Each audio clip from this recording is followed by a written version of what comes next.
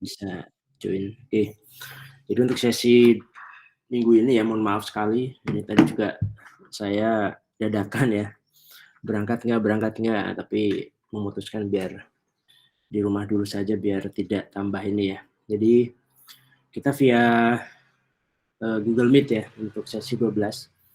Tetap saya usahakan ada, apa namanya, ada, tatap muka ya, karena ini urgensinya kalau saya buat tugas akhir kalian gitu ya. Kalau materi mungkin bisa saya rekamkan gitu ya, tapi barangkali nanti dari teman-teman yang, sudah siap atau mau menyampaikan terkait pertanyaan di tugas akhir dan sebagainya, nanti kita masih ada waktu untuk, bisa melakukan diskusi gitu ya.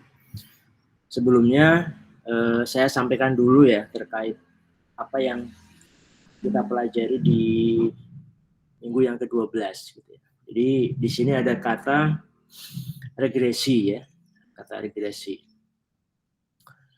Eh, Sebenarnya poinnya di sini adalah kita kembali ke belajar untuk teknik supervised learning ya. Jadi data yang akan kita proses itu data yang sudah punya kelas, punya label ya, dan pastinya juga sudah ada atribut.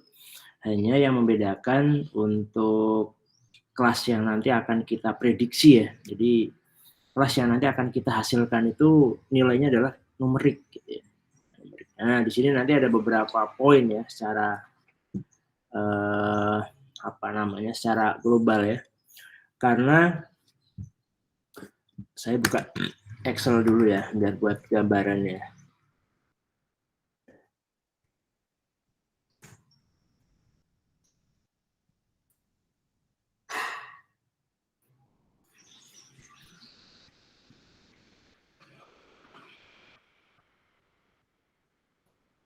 Nah, ini.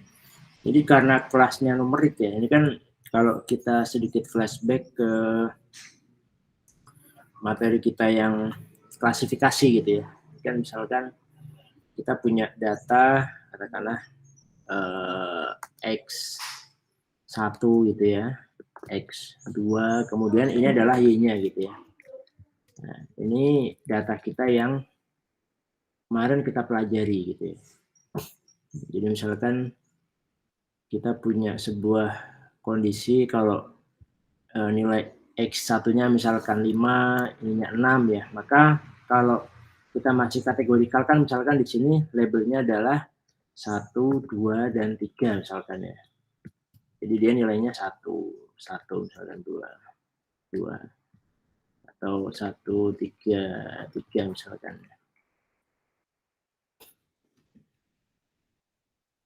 Ini kita random aja gitu ya.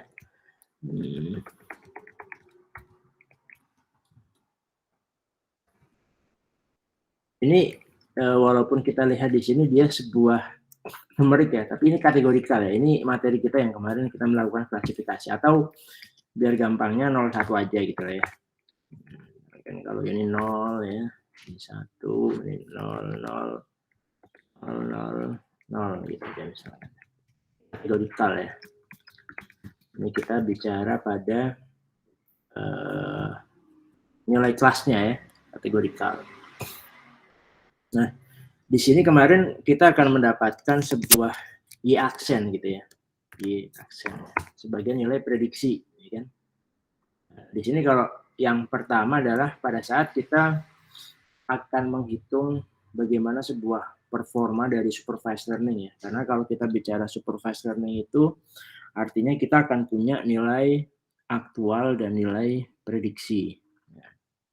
Sehingga kita bisa mencocokkan gitu ya. Di sini kita akan mendapatkan akurasi. Gitu. Jadi misalkan prediksinya 1 gitu ya. Artinya ya ini nggak cocok gitu ya. Harusnya prediksinya sama. Kalau misalkan di sini hanya satu yang berbeda ya katakanlah kita punya akurasi adalah 90% misalkan. Karena di sini ada berapa nih?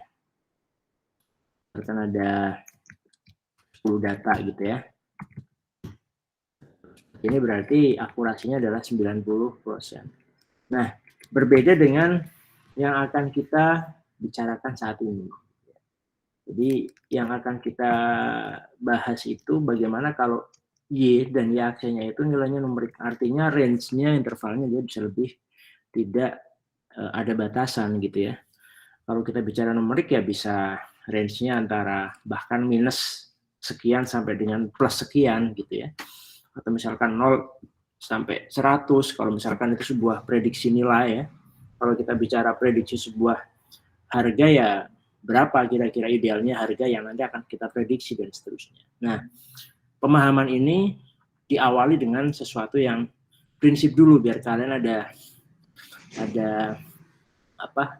ada logik ke sana gitu ya. Artinya kalau di sini kita bicara data yang sifatnya kategorikal ya untuk labelnya, maka kita akan mendapatkan yang namanya akurasi gitu ya. Bagaimana kalau misalkan ini Y dan Y aksennya ini dia sebuah numerik gitu ya. Ini sama misalkan ya. Misalkan di sini ada 100 ya, ada 200 ya, 110 gitu ya. Atau 180 misalkan 170 gitu. Di sini bahkan ada 400.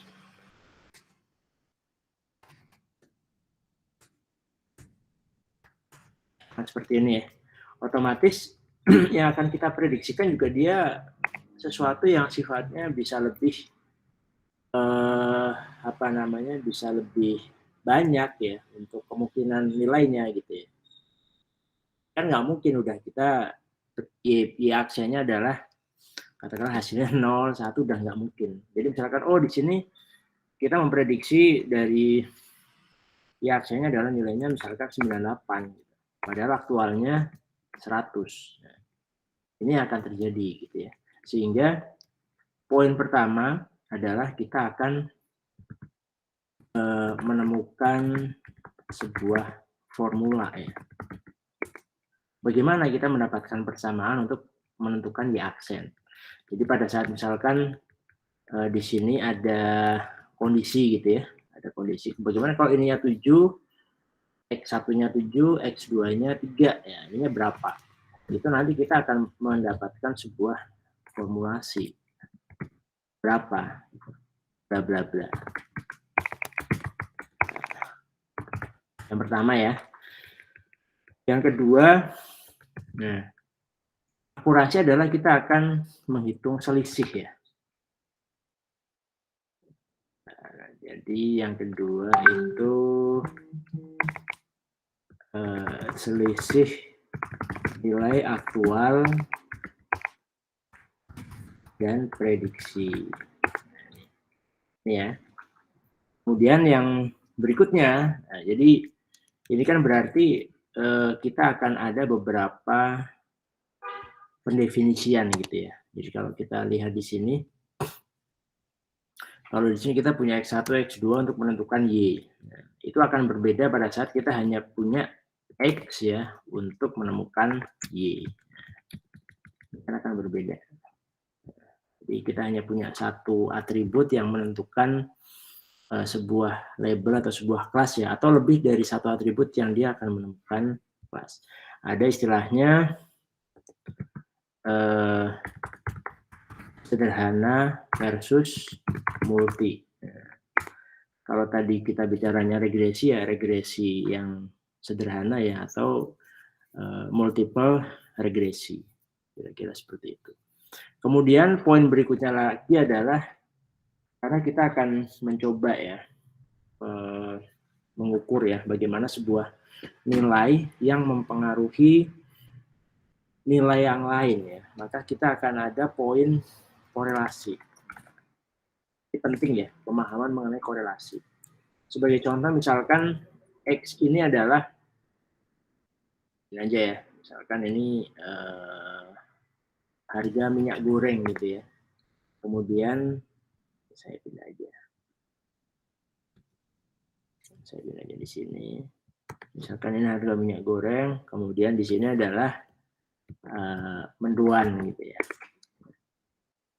Kalau kita amati ya, kita kan bicara pola ya, pola pada data gitu ya. Kalau kita amati misalkan kalau harga minyak goreng curah itu masih 10.000 per liter ya. Kemarin saya beli mendoan itu satunya adalah 500.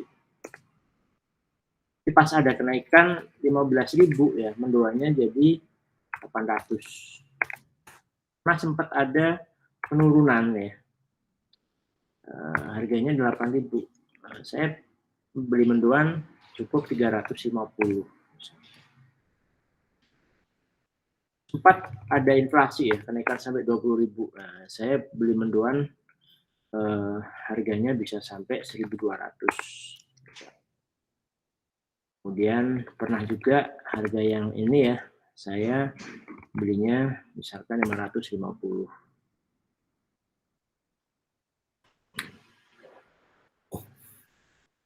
Nah,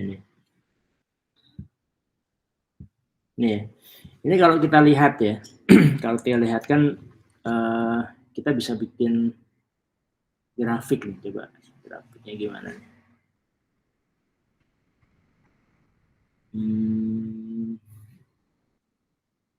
Pakainya mana nih kalau grafik ya? Data ya. Data kayak nggak begitu hafal Excel ya. Mau oret-oret agak ini ya. Coba, ini mungkin ya. Bukan. Ini insert ke pivot ya, bukan. Ini. Coba kita jadikan ini aja. Ini aja lah.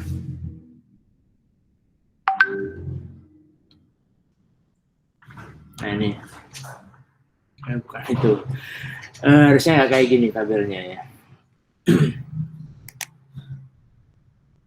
Switch itu yang dia hanya 1x ya.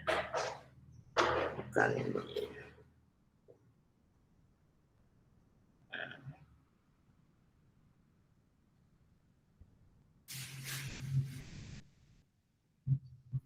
Bukan ini.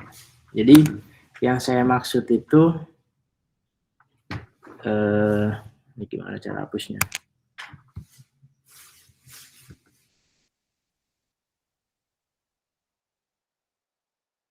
Saya hapus dulu aja.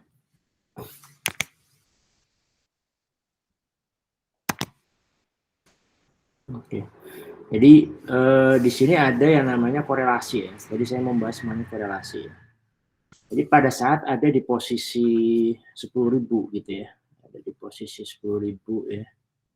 Itu kita ada nilai, ini kan berarti kita asumsikan ini adalah X-nya, ini adalah Y-nya gitu. Artinya nanti semakin ada kenaikan, dia ada kenaikan juga gitu ya. Pada saat ada penurunan, dia ada penurunan. Ini namanya linear gitu ya. Linear itu artinya bisa ke kanan, bisa ke kiri. Ke kanan itu artinya semakin naik ya dia diikuti kenaikan. Kalau dia semakin ke kiri ya dia semakin turun ya diikuti penurunan. Atau berbalik ya. Jadi pada saat atribut X-nya naik maka Y turun ya, atau Y-nya X-nya turun, Y-nya naik gitu.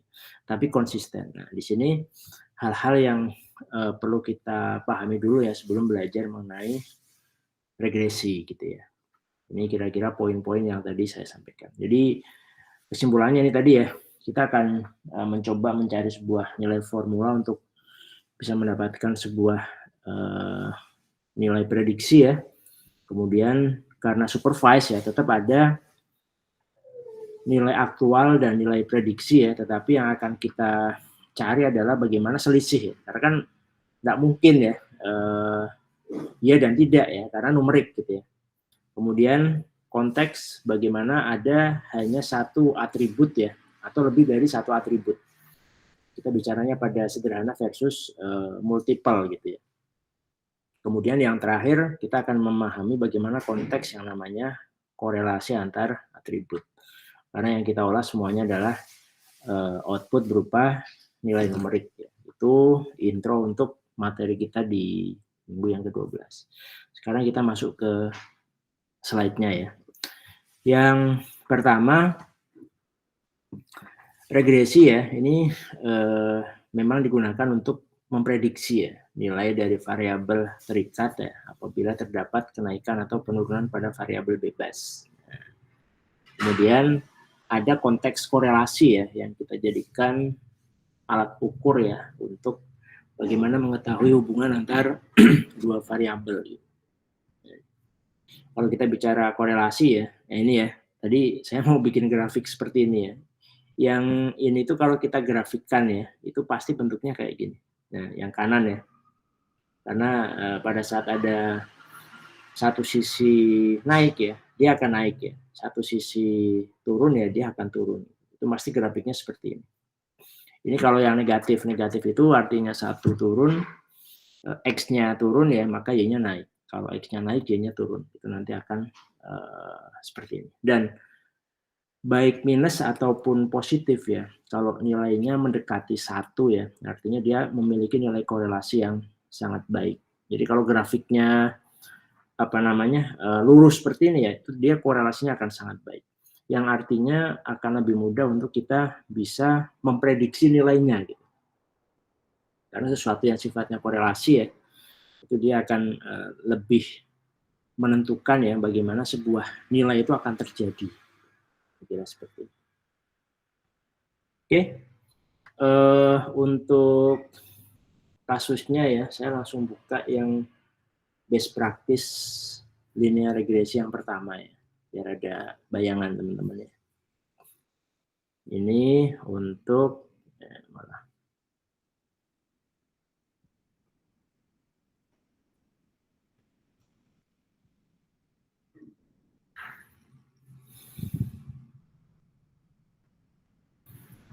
ini untuk kasus yang pertama gitu ya. Jadi kita ada dua kolom ya. Satu itu untuk X-nya ya, kemudian yang ini adalah untuk Y-nya. Jadi ini sifatnya masih yang sederhana ya, karena hanya ada satu X. Pada saat kita lihat berapa nilai X ya, ini korelasi ya antara bagaimana seseorang mendapatkan nilai yang baik ya dengan dilihat pada durasi lama belajar gitu ya. Durasi lama belajar. Ini untuk contoh saja. Tapi hal-hal yang sifatnya korelasi ini teman-teman harus digali ya, terutama nanti dalam konteks business understanding-nya gitu. Di sini ada data kurang lebih 20 data ya. Pada saat dia belajarnya 4 jam, nilainya 390 ya, dan seterusnya. Nah, di sini kita akan coba memprediksi ya bagaimana pola dari hubungan antara X dan Y. Karena kalau kita lihat di sini nilainya adalah linear ya. Kalau ada kenaikan lama belajar, ada kenaikan nilai. Kalau ada penurunan lama belajar juga ada penurunan nilai. Gitu. Sehingga kita menyampaikan ini sifatnya linear. Oke. Nah, ada formula ya. Yang pertama kita bicaranya adalah linear regresi. Linear regresi. Sebenarnya, ini malah belum ketunjuk. Formulasinya ini ya. Jadi Y yang akan kita prediksi itu dia sebagai variabel yang sifatnya independen gitu ya. Jadi variabel yang terikat gitu ya. Kalau X ya, itu dia adalah variabel bebas ya, atau variabel dependent. Sehingga formulasinya adalah pada saat kita akan mencari nilai Y ya, itu sama dengan A ditambah B dikalikan X dikalikan datanya. A itu konstanta ya, nanti kita akan hitung nilai A-nya. Berdasarkan apa? Berdasarkan data gitu ya. Kemudian B itu adalah koefisien regresinya. Bagaimana cara menghitungnya? Berdasarkan data juga. Sehingga nilai A dan nilai B itu nanti yang akan menentukan itu adalah dari data yang akan kita proses gitu.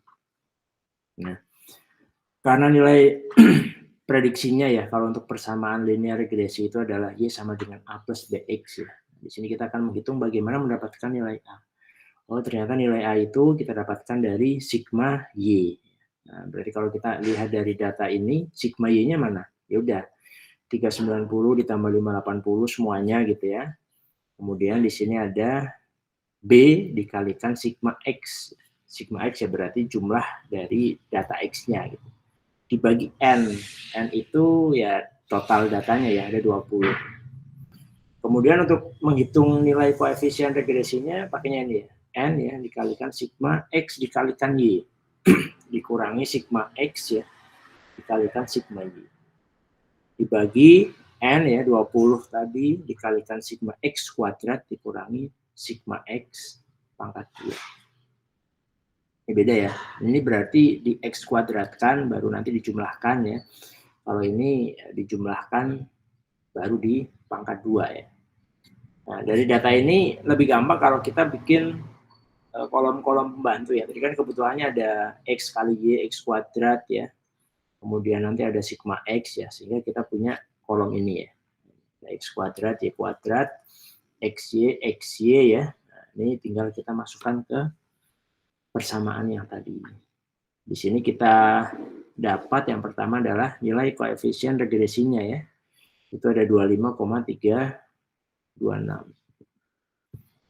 Nah, di sini kalau kita sudah dapat nilai B-nya, ya tinggal kita masukkan ke persamaan untuk menghitung nilai konstantanya tadi ya.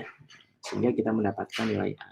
Nah, dari data 20 kasus lama belajar tadi, kita memprediksi rumus persamaan untuk mendapatkan nilai Y-nya itu adalah ini jadinya ya. Jadi nilai Y itu ternyata 353,165 ditambah 25 dikalikan 25,326 dikalikan X.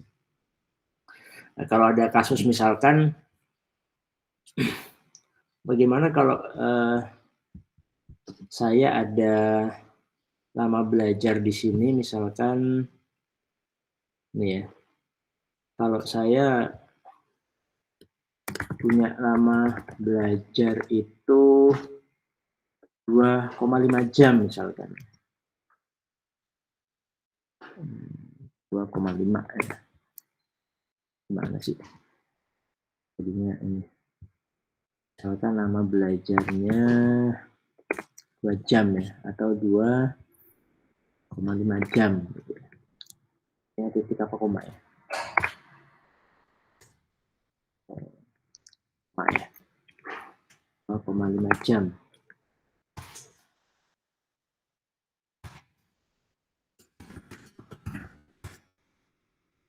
Misalnya. Maka berapa nilainya gitu. Tinggal apa? Berapa tadi nilai koefisiennya? Nah ini ya. Berarti kan 353,165 ya. Ditambah ya. 25,326 ya. 6 ya. Dikalikan X. Nah, kira-kira nilainya segini, gitu ya, berdasarkan data-data yang ada di sini. Nah, nilai saya kalau saya belajarnya 2,5 jam, nilainya adalah 416. Itu gambaran bagaimana kita bisa memprediksi. Nah, yang teman-teman perhatikan adalah datanya ini memang sangat bergantung pada data yang kita proses, yaitu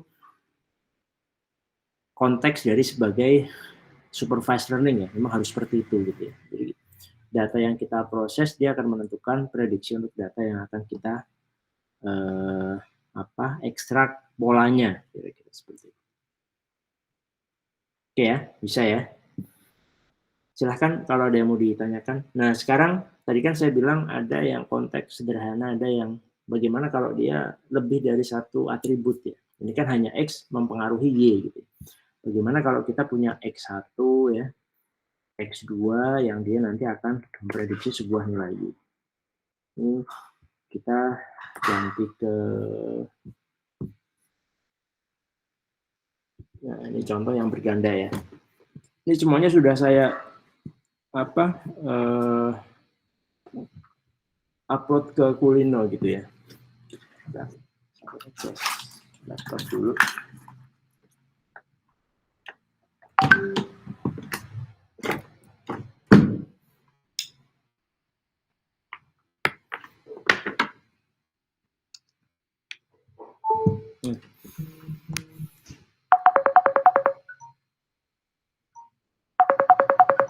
Nah,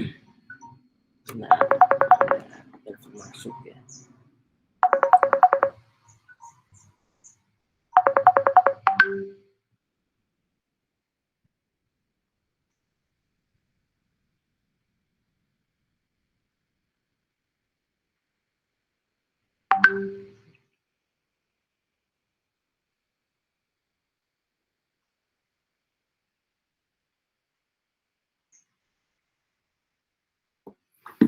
Oke, kita lanjut dulu ya. Nah, sekarang bagaimana kalau kita punya nilai atribut yang lebih dari satu gitu ya. Atribut yang lebih dari satu. Kita akan coba pelajari ya. Jadi formulanya hampir sama gitu ya. Hanya nanti rumus untuk regresinya ya. Ini kan kita bicaranya linear regresi ya, tapi ada tambahan ini berganda atau multiple regresi gitu ya. Yang artinya dia untuk memprediksi sebuah Y ya, itu kita memerlukan lebih dari satu X gitu. Ini formulasinya ini ya, Y sama dengan A ditambah B1 X1 ditambah B2 X2 dan seterusnya ya, sampai X, Bn dan Xn. Jadi kalau konstantanya 1 ya, tetap yang kita cari nilai A-nya. Kemudian koefisien regresinya ini yang menentukan atribut. Kalau yang tadi kan hanya ada Y sama dengan A plus B kali X ya. Pada saat yang kita belajar satu atribut gitu. Ini bagaimana kalau lebih dari satu atribut. Nah, ini sebagai contoh, ini ya. Jadi ada dua atribut ya, atribut promosi dan atribut harga ya. Bagaimana nanti dia akan menentukan keputusan konsumen. Oh, kalau promosinya 10 kali ya, kemudian kita kasih harga 7 ya, ternyata konsumen yang akan membeli ada 23. Kalau kita kasih promosinya 2, harganya 2, 15 ya, dan seterusnya. Ini nanti akan kita coba prediksikan ya, bagaimana mendapatkan formulasi untuk kita mengestimasi. Ini kan kita bicaranya estimasi ya. Kita belum bicara time series ya, tapi secara prinsip hampir sama. Kita mengestimasi nilai Y. Yang pertama, untuk kemudahan tadi ya, ini kan ada X1, X2, dan Y. Kita bikin tabel pembantunya ya. X1, X2, Y, X1, Y ya, X2Y, X1, X2, X1 kuadrat, dan X2. Nah, ini formulanya ya. Jadi, ini nggak usah bingung ya, ini hampir sama dengan yang tadi ya. Bagaimana kita akan mencari ya. Jadi formulasi ini ya, ini kan sama dengan ini ya. Sama nih ya.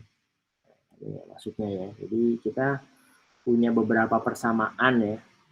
Yang pertama adalah kita akan mendapatkan nilai sigma Y itu kita dapatkan dari nilai konstanta dikalikan jumlah data ya. Karena kita akan mencari nilai sigma Y-nya ya. Ditambah dengan karena kita hanya ada dua atribut ya, X1 dan X2, kita akan menghitung koefisien regresi untuk sigma X1 ya, ditambah koefisien regresi untuk sigma X2. Ini persamaan yang pertama. Yang kedua, kita akan hitung berapa nilai X1 Y ya. Kemudian yang berikutnya adalah X2Y dengan persamaan yang seperti kita lihat di depan. Nah, dari sini kita tinggal memasukkan nilai-nilai yang ada di tabel pembantu ya. Kita mendapatkan 3 formulasi ini. Ya, formula ini ya. Jadi persamaan 1, persamaan 2, dan persamaan yang ke-3. 170 itu untuk sigma Y-nya. Ini ada 170. Sigma X1Y ini ada 1122. Sigma X2Y ini ada 737 dan seterusnya. Nah, dari sini kita udah dapat 170 itu sama dengan 10 dikalikan A ditambah 60 B1, 40 B2, dan seterusnya. Nah, dari persamaan ini ya, ini proses matematika sederhana ya. Bagaimana caranya kita bisa mendapatkan nilai A, nilai B1, dan nilai B2. kita coba menyederhanakan ya, atau memerger persamaan itu mulai dari persamaan yang ke-1 dan ke-2. Ini ya, persamaan yang ini ya, kemudian sama persamaan yang kedua. Coba, yang ini ada 10A, yang ini ada 60A. Bagaimana biar sama? Karena akan kita kurangkan gitu ya. Biar nanti ada yang tereliminir. Kalau semakin ada variabel yang tereliminir, itu nanti akan bisa menghasilkan berapa nilai variabel yang masih eksis. Itu kan persamaan matematika sederhana ya. Nah, di sini kita kalikan 6 ya, biar nilai A-nya itu sama 60. Sehingga kita dapat persamaan ini ya, 1020 sama dengan 60A ditambah 360 dan seterusnya gitu. Ini A-nya sudah bisa kita hilangkan ya. Kemudian di sini kita mendapatkan persamaan yang keempat ya. Minus 102 ya sama dengan 46 minus 46 B1 dikurangi 27 B2. Kemudian kita lakukan yang sama ya untuk persamaan 1 dan persamaan 3. Jadi kan 1 dan 2. Sekarang 1 dan 3. Pak, bagaimana kalau 2 dan 3? Silahkan ya, boleh aja gitu. Ini kita pakai 1 dan 3. Menghasilkan persamaan yang kelima. Di persamaan yang kelima, kita sudah mengeliminir nilai A ya. 4 dan 5 itu sudah mengeliminir nilai A.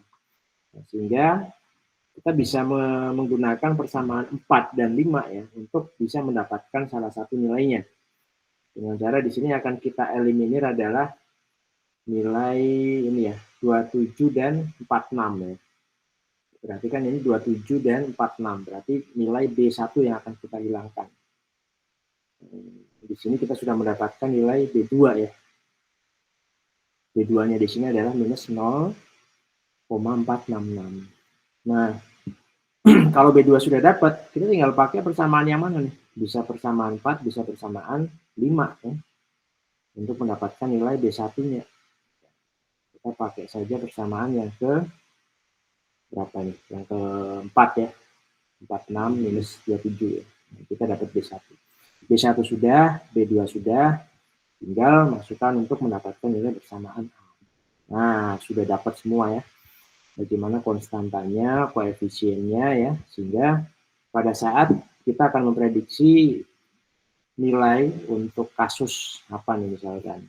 Bagaimana kalau promosinya 15 kali ya, kemudian harganya kita kasih apa namanya kenaikan sedikit ya, kira-kira konsumen akan membeli berapa banyak, itu sudah bisa kita prediksi. Itu contoh secara tahap alur ya untuk kita menjalankan proses prediksi untuk label yang sifatnya numerik ya, secara umum. Kalau kita bicara di library, kita bicara Python ya, itu saya kira teman-teman bisa cek ya. Ini juga sudah saya persingkat saja ya. Tenggorokan saya sudah sakit ya. Ini sudah saya sediakan di GitHub ya untuk materi ini yang ke-12 ya, PM12 ya. Ini bisa dicoba. Kalau perlu pakai data yang tadi ya. Kan kita sudah simulasi pakai Excel nih. Coba data itu kalian pakai untuk simple ataupun multiple. Kemudian kalau di Kulino sendiri juga sudah disediakan dari koordinator ya, beberapa contoh script itu juga bisa dipakai. Di slide juga sudah ada. Silakan bisa diikuti. Yang jelas untuk alur tahapan manualnya ya itu tadi sudah coba saya sampaikan, mudah-mudahan kalian paham gitu ya, tinggal memperdalam kasus-kasusnya dan seterusnya. Sama satu lagi, kalau sifatnya forecasting. Forecasting itu kan ada satu atribut yang time series. Itu silakan juga bisa kalian coba pelajari. Yang tadi via paling basicnya adalah kita menghitung manual ya, sebuah formula yang sifatnya linear. Sama tambah lagi, Pak, bagaimana kalau tidak linear? Ya silahkan, bisa di bisa cari juga gitu ya, karena tidak mungkin semua data linear. Tapi yang jelas kalau dia linear itu akan nilai akurasinya akan lebih baik ya, pada saat kita memprediksi nilai dari data yang linear tersebut. Oke, sebelum saya lanjut, ini yang pokok ya, tadi berusaha sudah saya sampaikan materinya. Ini yang pokok justru di tugas ya. Tetapi di sini saya akan buka untuk presensi dulu. Ini saya mulai dari jam 8.15 ya. 15 saya kasih waktu sampai jam 8.30 ya. Silahkan bisa presensi ya. 8.15, 8.30, ini sekarang jam 8.13. 15 menit untuk absensi, silahkan. Ini dari tanggal 20. Oke. Silahkan ya, ini di pertemuan minggu yang ke-12 ya. Yang ke-7, ini 7 udah nggak bisa. Silahkan bisa absen nanti, jangan sampai lupa. Kalau untuk tugas sendiri ya, ini saya cek kemarin di minggu yang ke-11 ya.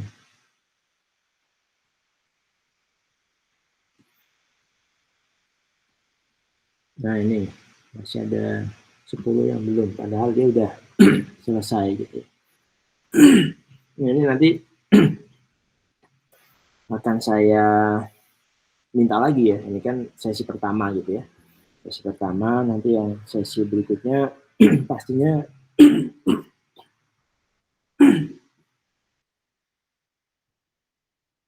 kalau teman-teman ada progres ya, kita juga bisa melakukan diskusi untuk kalau ada kendala dan lain sebagainya. Nanti di minggu depan ya, saya juga barangkali memberikan kesempatan ya untuk siapa yang pengen coba sharing terkait bahan eksperimennya di kelas ya.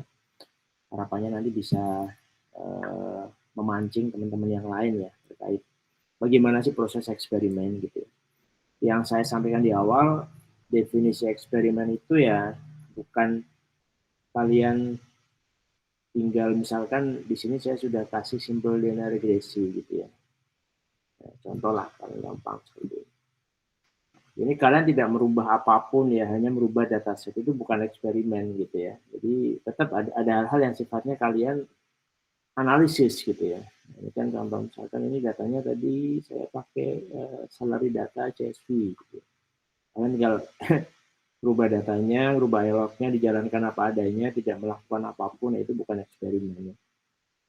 Itu hanya menjalankan skrip gitu ya. Tapi kalau kita bicara eksperimen ya tadi kita akan menganalisis atau hal-hal yang sifatnya kalau kasusnya di regresi ini ya, misalkan bagaimana nilai korelasinya, bagaimana kalau kita memodifikasi atributnya ya, kita punya dataset yang seperti apa gitu ya, sampai mendapatkan kesimpulan bahwa oh ternyata atribut Y ini yang mempengaruhi adalah X1, X2, dan X3. X1-nya itu apa, X2-nya apa, X3-nya apa.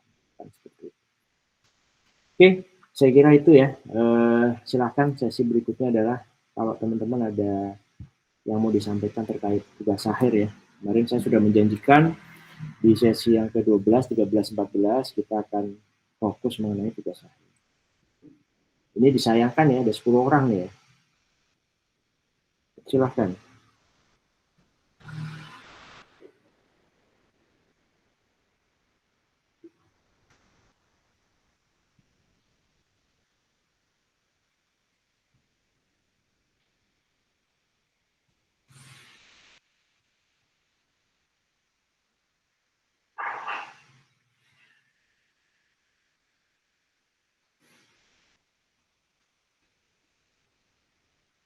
Oke, silahkan.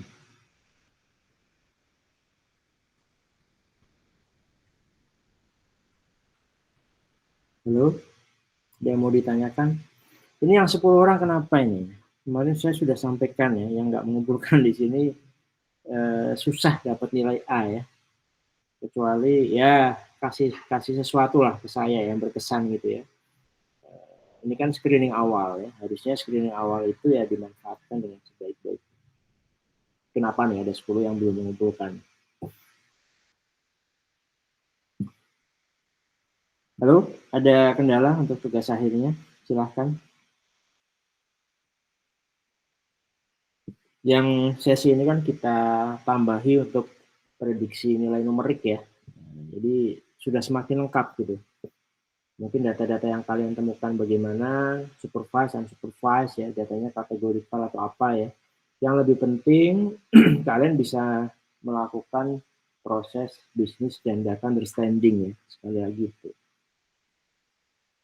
Oke, ada yang mau ditanyakan? Terutama terkait tugas ya, atau materi boleh. Yang tadi mungkin yang revidasi masih belum paham bisa ditanyakan.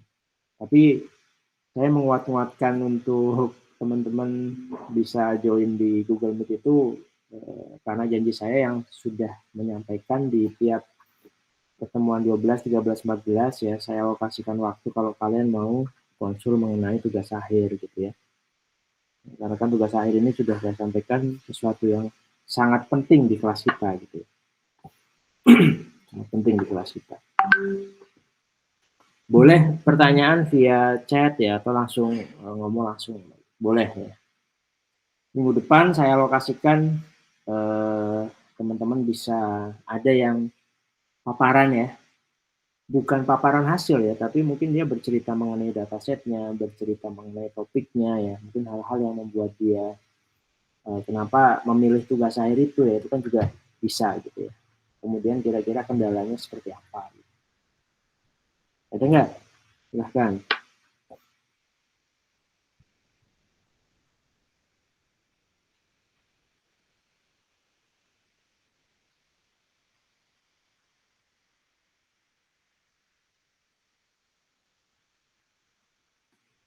Rekamannya saya akhiri dulu aja ya, materinya juga.